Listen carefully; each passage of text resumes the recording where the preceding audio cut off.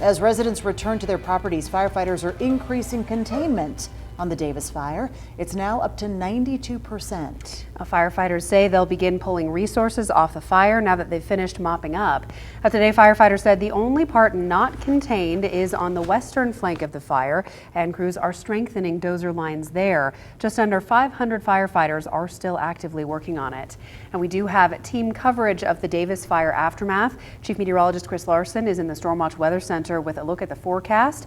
Jake Reno has more details on how rain showers have impacted the fire's containment. But let's begin with Faith Justice. As you're seeing in her live shot right there, she's live at the property where one of the Washoe Valley homes burned to the ground. All that's left, seemingly, Faith, is the chimney. This is just devastating to see the aftermath.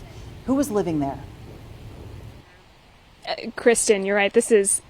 It's humbling to see. Bob Campbell lived in this house, but he said that everybody in this neighborhood, kids and families, call him Uncle Bob. Now, he's a Vietnam War veteran, a retired volunteer firefighter, and he says that he loves Washoe Valley. He's lived here for over 50 years, until last week when the Davis fire reduced his home to nothing.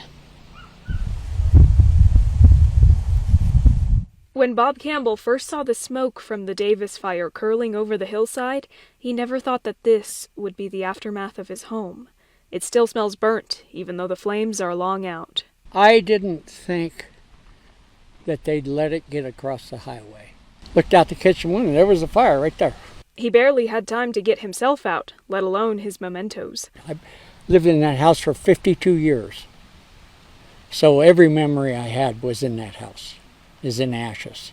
But even as he stands in the wreckage of his home and his every belonging, Campbell is optimistic. He cracks a joke about not having anywhere to put all the supplies that everyone has offered him. I'm starting over a new life. Yeah. What does a new life look like for you? Happiness. It'll be better, of course. He says that he knows the future is bright because the community is supporting him, and God is too.